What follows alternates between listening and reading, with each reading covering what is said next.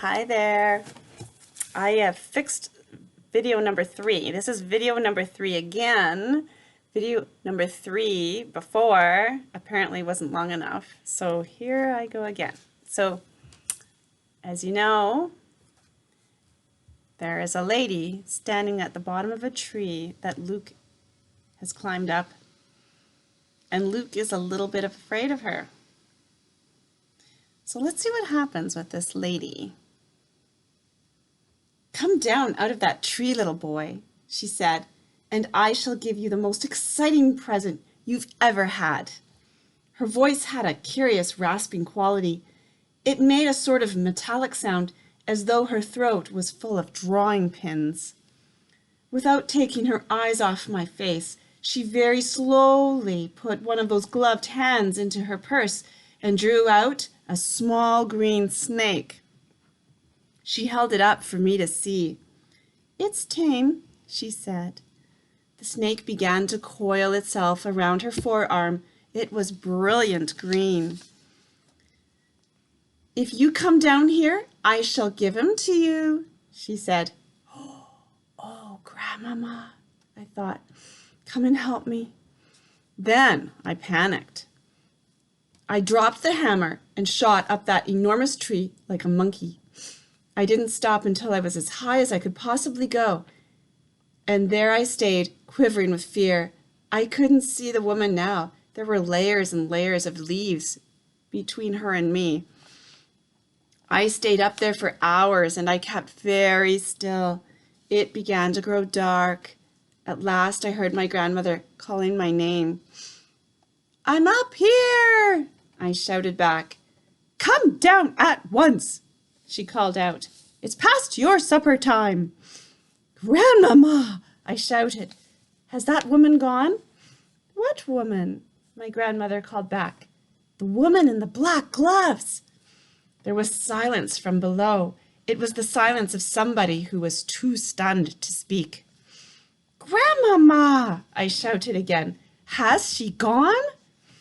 "Yes," my grandmother answered at last. "She's gone. I'm here, my darling. I'll look after you. You can come down now." I climbed down. I was trembling. My grandmother enfolded me in her arms. "I've seen a witch," I said. "Come inside," she said. "You'll be all right with me." She led me into the house and gave me a cup of hot cocoa with lots of sugar in it.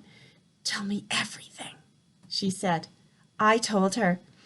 By the time I had finished, it was my grandmother who was trembling. Her face was ashy gray, and I saw her glance down at that hand of hers that didn't have a thumb. "You know what this means," she said. "It means that there is one of them in our district. From now on, I'm not letting you walk alone to school." "Do you think she could be after me specially?" I asked. "No," she said. "I doubt that. One child is as good as any other to those creatures." It is hardly surprising that after that I became a very witch-conscious little boy. If I happened to be alone on the road and saw a woman approaching who was wearing gloves, I would quickly skip across to the other side. And as the weather remained pretty cold during the whole of that month, nearly everybody was wearing gloves. Curiously enough, though, I never saw the woman with the green snake again. That was my very first witch. Summer holidays. The Easter holidays came and went, and summer term began at school. My grandmother and I had already planned to take our summer holiday in Norway, and we talked about almost nothing else every evening. She had booked a cabin for each of us on the boat from Newcastle to Oslo at the earliest possible moment after my school broke up. And from Oslo, she was going to take me to a place she knew down on the south coast near Arendal, where she had spent her own summer holidays as a child nearly 80 years ago. "All day long," she said, "my brother and I were out in the rowing boat. The whole coast is dotted with tiny islands, and there's nobody on them. We used to explore them and dive into the sea off the lovely smooth granite rocks, and sometimes on the way out we would drop the anchor and fish for cod and whiting, and if we caught anything, we would build a fire on an island and fry the fish in a pan for our lunch. There is no finer fish in the world than absolutely fresh cod. What did you use for bait, Grandmama, when you went fishing? Mussels, she said. Everyone uses mussels for bait in Norway. And if we didn't catch any fish, we would boil the mussels in a saucepan and eat those. Were they good? Delicious, she said. Cook them in seawater and they are tender and salty. What else did you do, Grandmama? We used to row out and wave to the shrimp boats on their way home, and they would stop and give us a handful of shrimp each. The shrimps were still warm from having been just cooked, and we would sit in the rowing boat, peeling them and gobbling them up. The head was the best part. The head, I said. You squeeze the head between your teeth and suck out the inside. It's marvelous. You and I will do all those things this summer, my darling, she said. Grandmama, I said, I can't wait. I simply can't wait to go. Nor can I, she said. When there were only 3 weeks of the summer term left, an awful thing happened. My grandmother got pneumonia. She became very ill, and a trained nurse moved into the house to look after her. The doctor explained to me that pneumonia is not normally a dangerous illness nowadays because of penicillin, but when a person is more than 80 years old, as my grandmother was, then it is very dangerous indeed. He said he didn't even dare to move her to the hospital in her condition.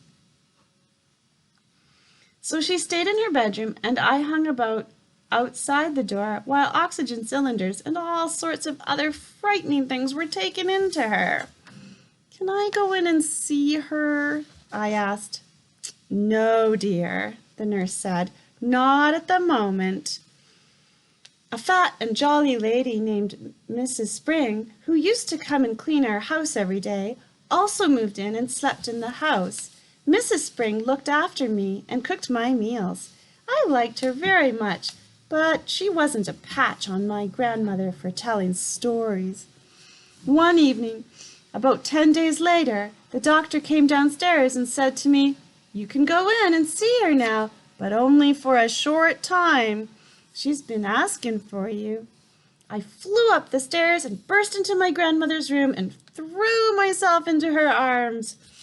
And there is a picture.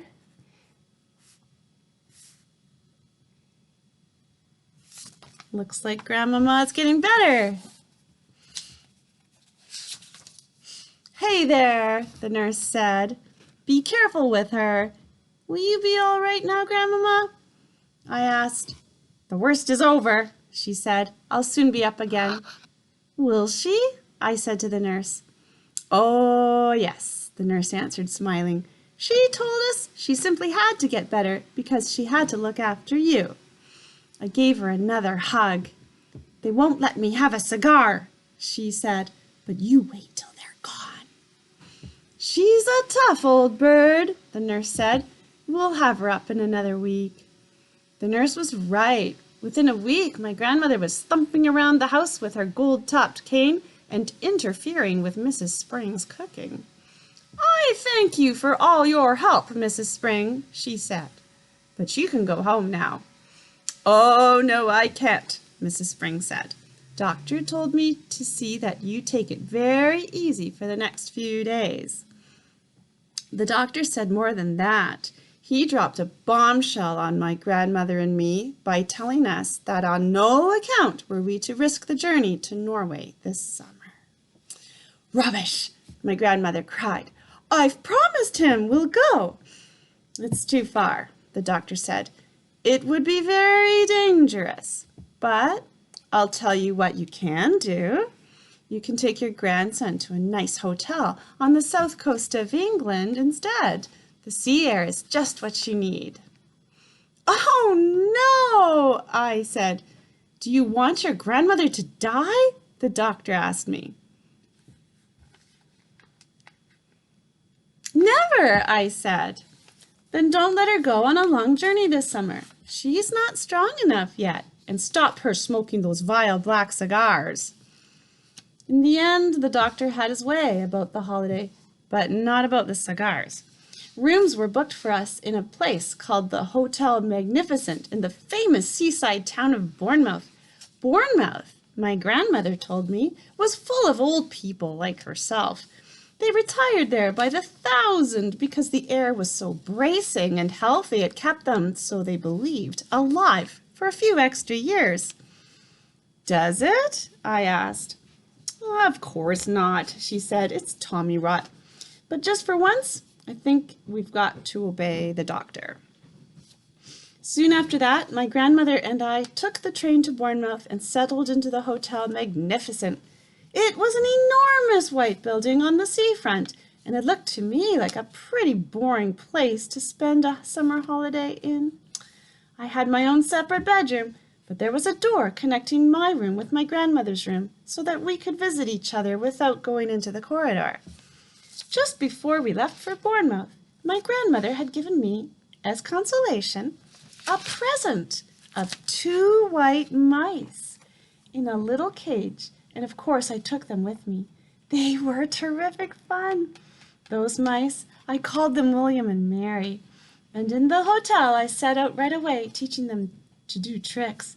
The first trick I taught them was to creep up the sleeve of my jacket and come out by my neck. Then I taught them to climb up the back of my neck onto the top of my head. I did this by putting cake crumbs in my hair. Here's a picture.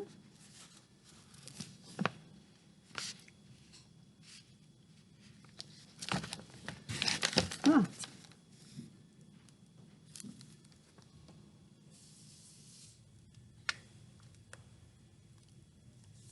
It's hard to see the picture. But Luke is teaching his mice to crawl up his neck and stand on the top of his head. Pretty cool, eh? Mice are pretty smart. Okay, there, I fixed it. I hope that worked. All right, see you later, alligators.